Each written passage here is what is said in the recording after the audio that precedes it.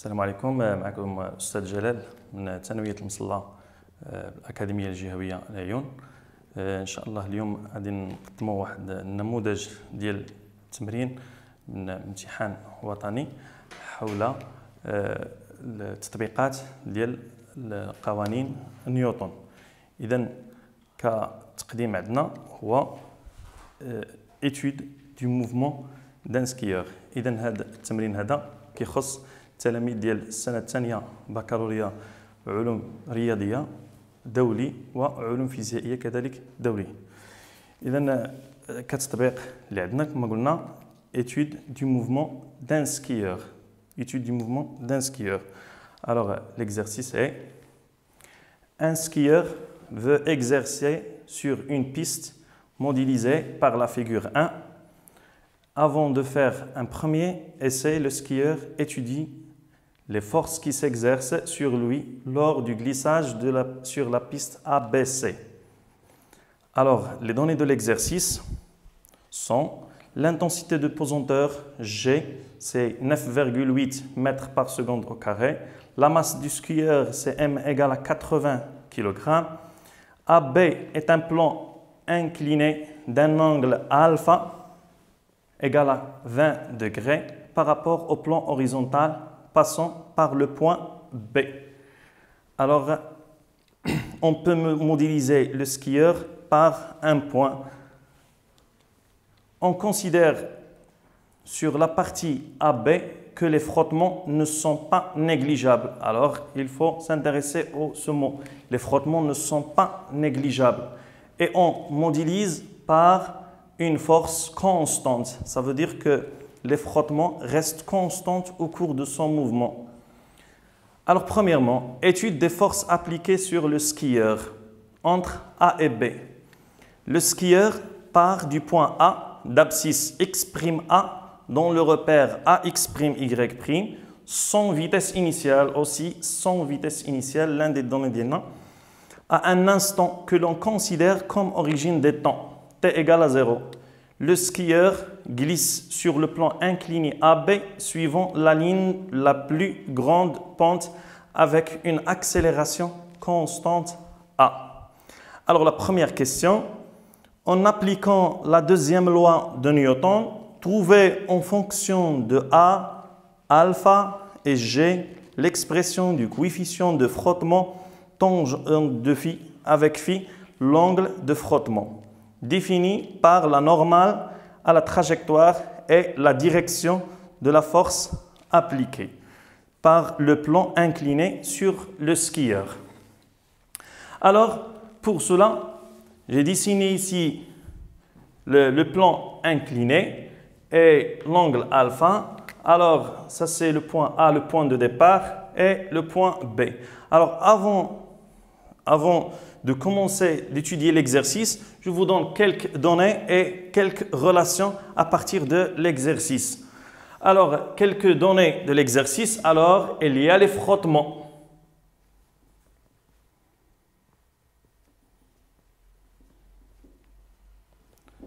Il y a les frottements. C'est-à-dire qu'il n'y a pas les frottements ne sont pas négligeables.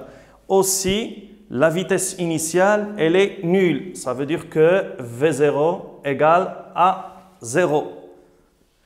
Le corps est alimenté à partir du point A, origine des abscisses. Ça veut dire c'est que X'(A) égale à 0, à T égale à 0. Ce sont l'un des données des exercices.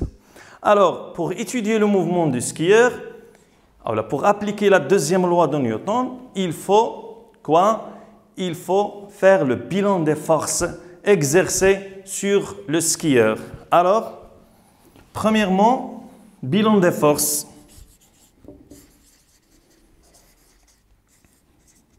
Exercées sur le skieur. Alors, les forces exercées sur le skieur, c'est le poids P. On dessine le poids P exercé sur le skieur, comme ça. Alors, toujours, elle est verticale sur le plan horizontal.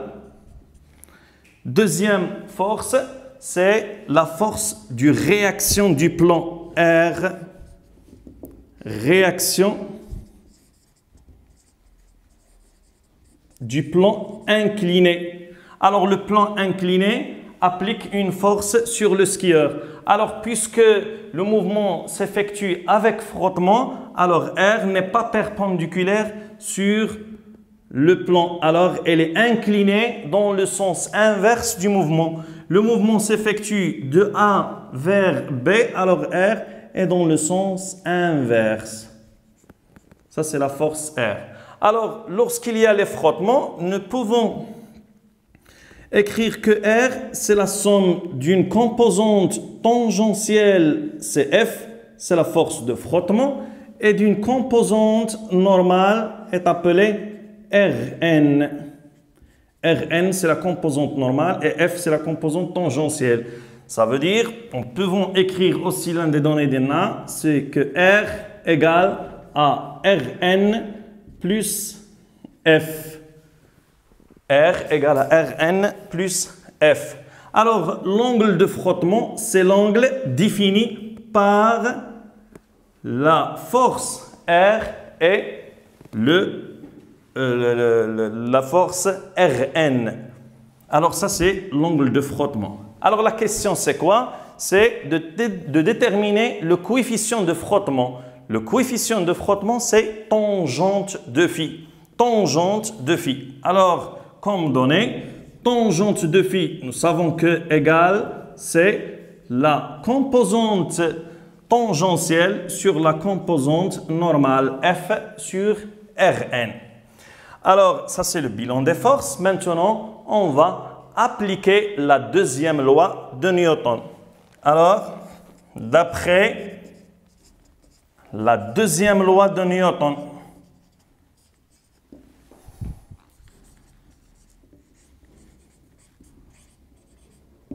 la deuxième loi de Newton. Alors, deuxième loi de Newton nous dit que quoi? Que la somme des forces égale à le produit de la masse M fois l'accélération AG. P plus R égale M A G la A. Alors maintenant, on va projeter, comme vous savez, nous projetons le deuxième loi de Newton sur les axes X et Y. Alors, par projection sur OX' et OY', on va projeter les deux forces sur les axes. Alors, la projection de P sur l'axe X', alors, comme vous savez, ça c'est Px. Cet angle alpha et aussi cet angle alpha sont les mêmes, sont égaux. Alors, que représente Px pour l'angle alpha? C'est le côté opposé. Alors, on va utiliser sinus. Alors, P sinus alpha. La projection de R sur l'axe des X. La projection de R, alors on va projeter Rn et F. Alors la projection de Rn sur l'axe des X est nulle car elle est perpendiculaire. La projection de F sur l'axe des X égale à moins F. Alors comme vous voyez que F est dans le sens inverse de l'axe OX'. Alors c'est moins F égale à M à X.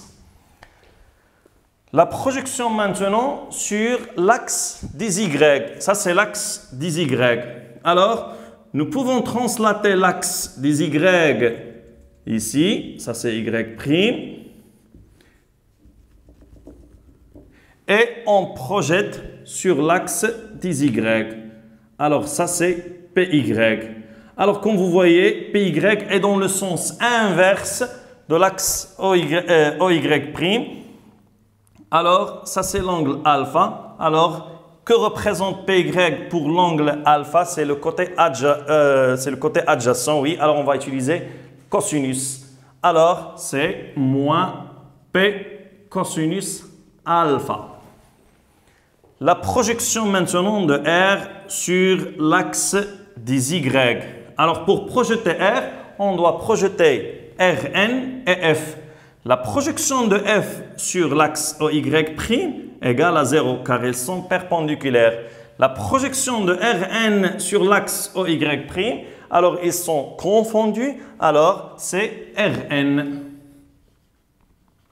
égale M à Y.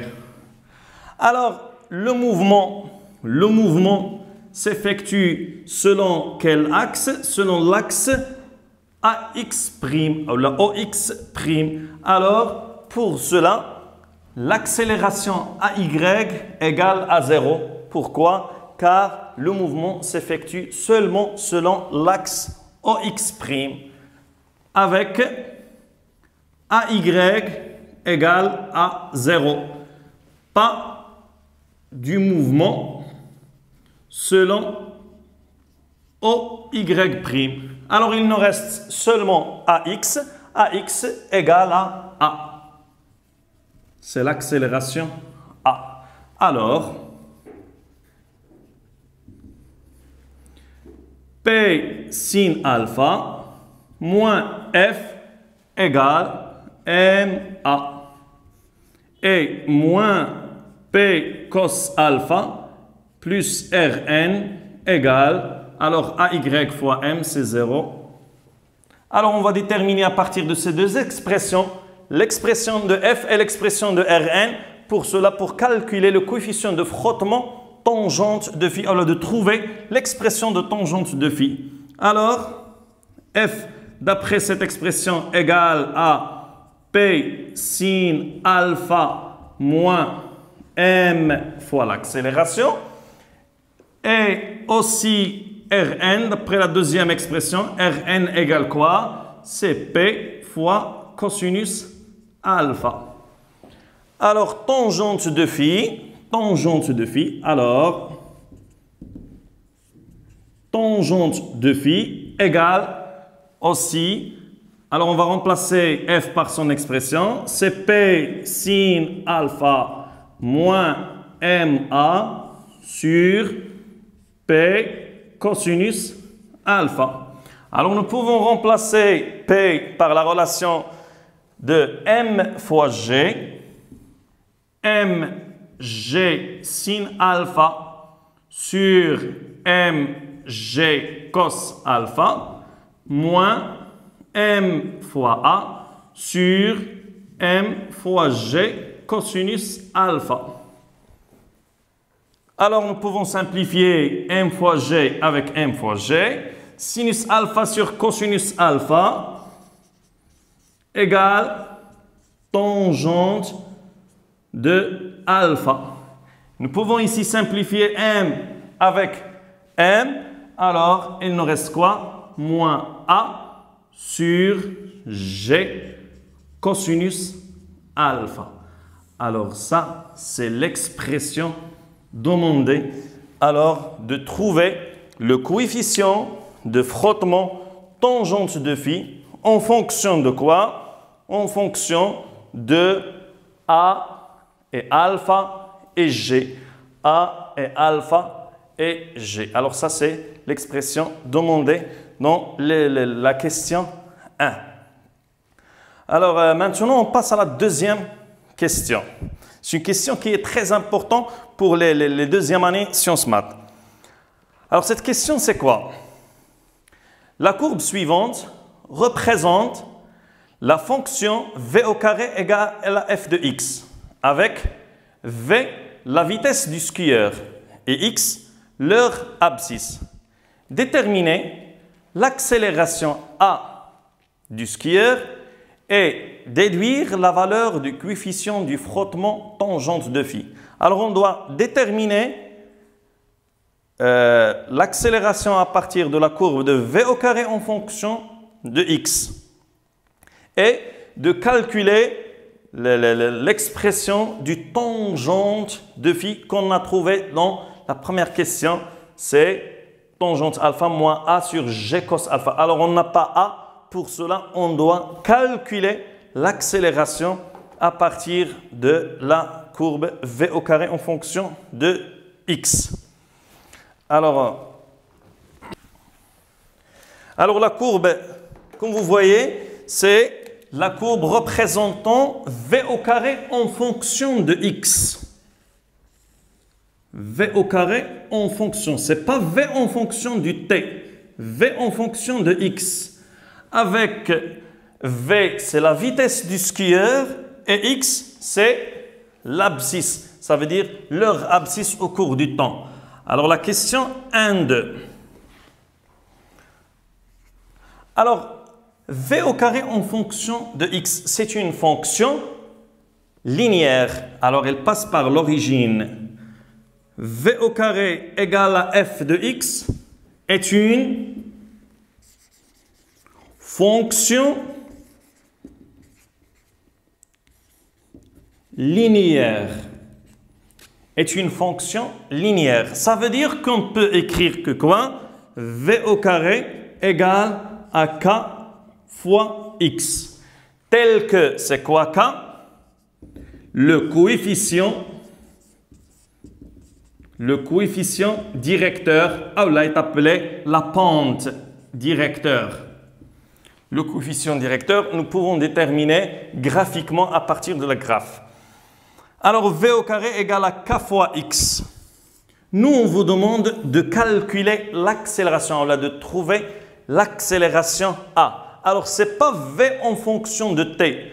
Alors, la plupart des exercices nous donnent V en fonction de t. Lorsque V est en fonction de t, l'accélération, c'est le coefficient directeur directement. Mais dans ce cas, c'est V au carré en fonction de x. V au carré en fonction de x. Alors, on a V au carré égale à k fois x. On va dériver cette fonction de V au carré par rapport au temps. On dérive par rapport au temps.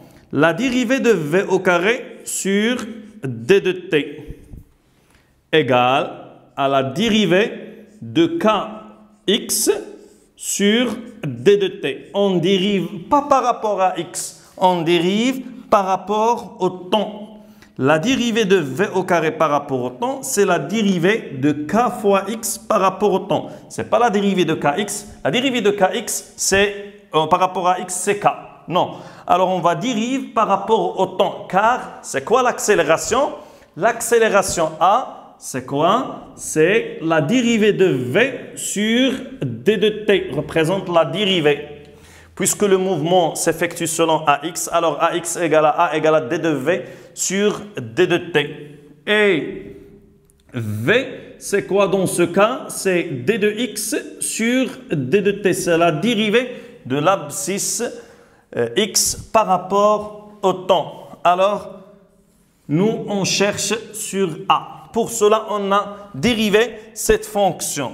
Alors, la dérivée de V au carré par rapport au temps. La dérivée d'une fonction mathématique f de x au carré, en mathématiques, f de x au carré prime, c'est 2f de x fois f prime de x. Alors, v au carré dans ce cas, v c'est une fonction par rapport au temps. Pour cela, la dérivée de f au carré de x, c'est 2f de x, f prime de x. Alors, c'est la même chose, on va appliquer ici mathématiquement sur la dérivée de v au carré. Alors, la dérivée de v au carré sur d de t, c'est 2 fois v fois la dérivée de v sur d de t égale la dérivée de k fois x. K, c'est une constante car c'est le coefficient directeur. C'est une constante. Alors, la dérivée de kx, c'est k fois la dérivée de x par rapport au temps. Je répète aussi. Alors, on dérive par rapport au temps, ce n'est pas par rapport à x. Alors, pour cela, la dérivée de v au carré, c'est 2v fois d de v sur d de t. La dérivée de kx, c'est k, le coefficient directeur, fois d de x sur d de t. Alors, à partir de cette expression, on a 2v.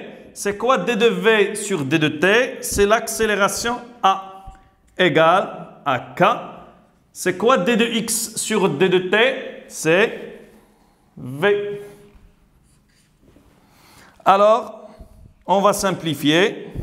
Alors, A égale à K sur 2. A égale à K sur 2. Avec K, c'est le coefficient directeur. K égale combien? On peut la déterminer graphiquement K. Alors, à partir du graphe, on a ici, on prend 2 points, c'est 2, et ici 0,5. Alors, c'est 2 moins 0 sur 0,5 moins 0. Alors, K égale à 4. K égale à 4. D'où l'accélération A égale à K sur 2. Alors, égale à 4 sur 2 égale à 2 sur 2 égale à 2 mètres par seconde au carré. Alors ça, c'est l'accélération qu'on a déduit graphiquement à partir du graphe V au carré en fonction de x. Maintenant, on vous demande de calculer la tangente phi. On va calculer la tangente phi. Alors, tangente phi, l'application numérique, tangente de 20 moins AC2 sur 9,8 cosinus de 20. Alors, en utilisant votre calculatrice, tangente de phi égale 0,146 unités. Vous pouvez calculer phi en utilisant la fonction réciproque tangente moins 1. Alors ça, c'est traitement de la deuxième question. On passe à la dernière question. C'est de montrer que l'intensité de la force R exercée par le plan AB sur le skieur s'écrit sous cette forme. R égale mg cosinus alpha fois racine de 1 plus tangente de phi au carré. Alors, on doit démontrer cette relation.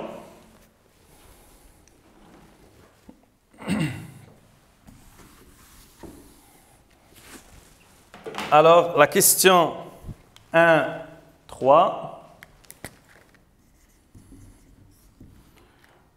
La relation de R.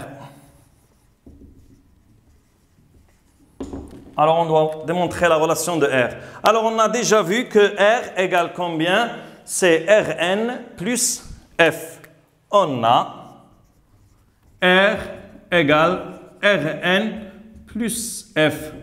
Alors, ça veut dire le module de R égale, le module de R égale à racine carrée de Rn au carré plus F au carré. Alors, R égale racine carrée de Rn au carré plus F au carré. On a tangente de phi égale à F sur Rn. Alors, F sur Rn, à partir de cette relation, nous pouvons remplacer F par Rn fois tangente de phi. Implique F égale Rn tangente de phi. On remplace donc la relation. Alors, R égale racine carrée de Rn au carré plus Rn tangente de phi, le tout au carré. Alors, R égale, alors nous pouvons factoriser par Rn au carré. Rn au carré, facteur de 1 plus tangente de phi au carré. Alors, racine de Rn carré, facteur de 1 plus tangente de phi au carré. Alors, on peut la sortir Rn au carré à partir du racine carré. Il ne reste que R égale Rn fois racine de 1 plus tangente de phi au carré. Rn. Et on a déjà montré avec Rn égale à m fois g fois cosinus alpha. D'après la première question, on a déjà montré que Rn égale à mg cos alpha. Alors on la remplace.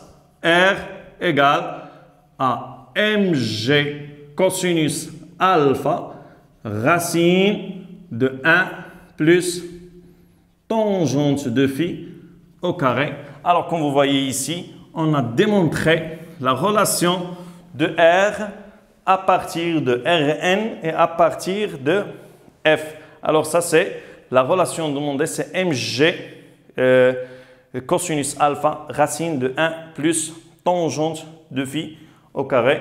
Alors, en calculant la valeur de R, application numérique, R égale, alors la masse M c'est 80 fois 9,8 cosinus de 20 racine carrée de 1 plus tangente de phi. On a déjà calculé tangente de phi, c'est 0,146 au carré. Alors, en utilisant votre calculatrice, vous trouvez que R égale à 745 newtons. Alors, comme ça, on a traité un exercice des lois de Newton et leur application.